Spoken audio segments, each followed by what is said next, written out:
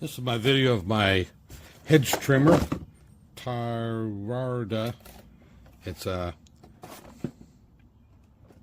rather long, longest one I've had.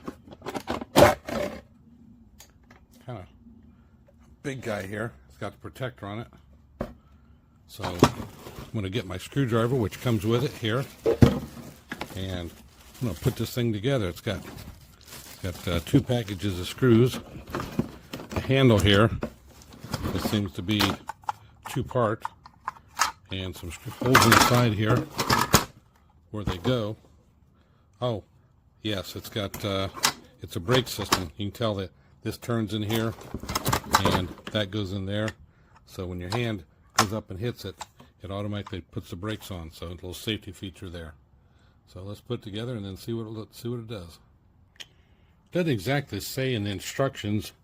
It says S1, S2, all that, but you got 4 of the bigger screws and 2 of the skinnier screws that are pointed.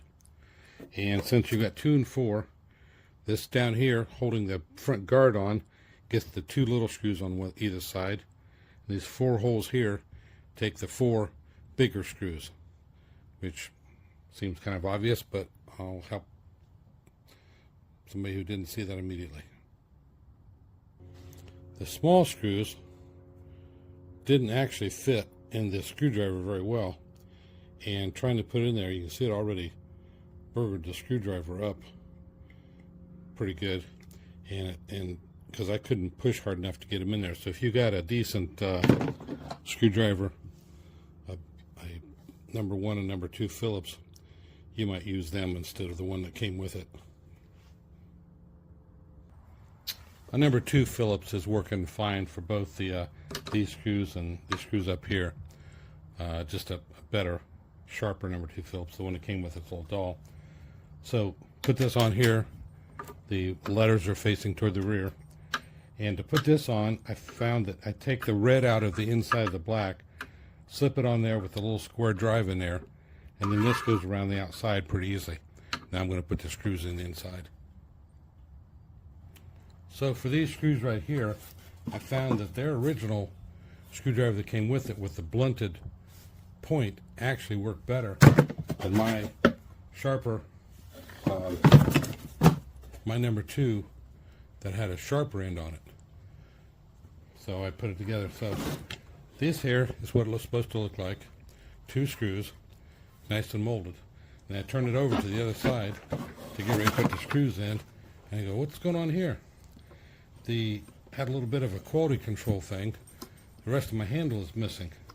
Looks like it didn't have enough plastic in the injection mold to finish the handle, so I'm missing the whole part here that screws into that screw. I think I'll talk to them about that, because the handle now is weakened on this side because it's only got 1 screw, kind of like half a handle.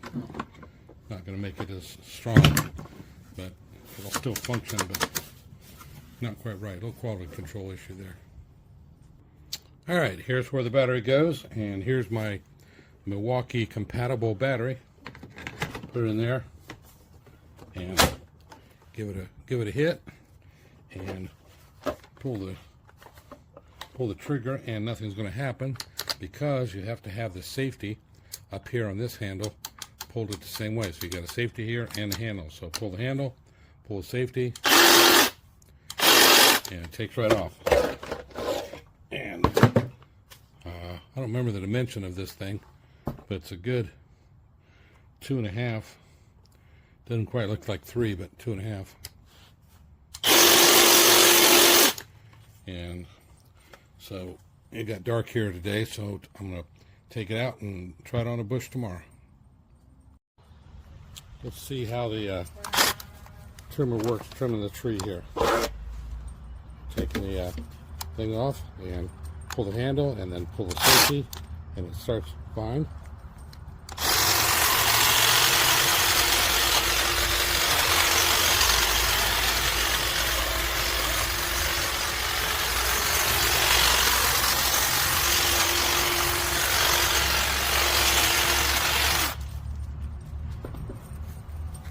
Looks like it works just fine, so get my artistic skills out here and do a little bit more shaping, it'll be great. Hello, and welcome to the video review for, well, I will start with it. This hedge trimmer. It came with this protective sheath that fits on the teeth very well.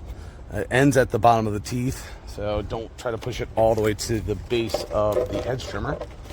It came with these terrible instructions that did not help put the unit together. Some screws and a screwdriver, which you can actually use post assembly.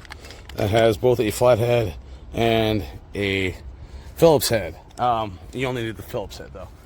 So one of the things I didn't like is it didn't come with instructions, but it came with, and granted, once you look at it, there's like 4 screws that go into this part, 2 on this side, 2 on that side, and 2 screws that go on here, 1 on this side and 1 on the other side. So once you figure out that the 2 smaller screws that actually have a tip on them, a screw and tip, a typical screw tip, and the other ones have sort of a flat tip, so they're just trying to get into here. This one's actually, I guess, trying to get into some of the plastic to make some contact. You'll understand what I'm talking about. But anyways, this is how it works. This is the part that you attach. You hold on to this, hold on to that. Neither of them are going to work. Hold on to that. You get work. I've actually been using it a little bit. I'm going to finish up this holly right here, and I'll do some cutting for you guys in a second. It uses a battery, Milwaukee 18-volt battery, or a substitute of that is a compliant with a 18-volt Milwaukee. If you, whatever. It doesn't have to be the name brand Milwaukee. Is what I'm saying. It can be a replacement as well. Anyways. I'm going to use this camera. Even though it's cordless, it's very sharp.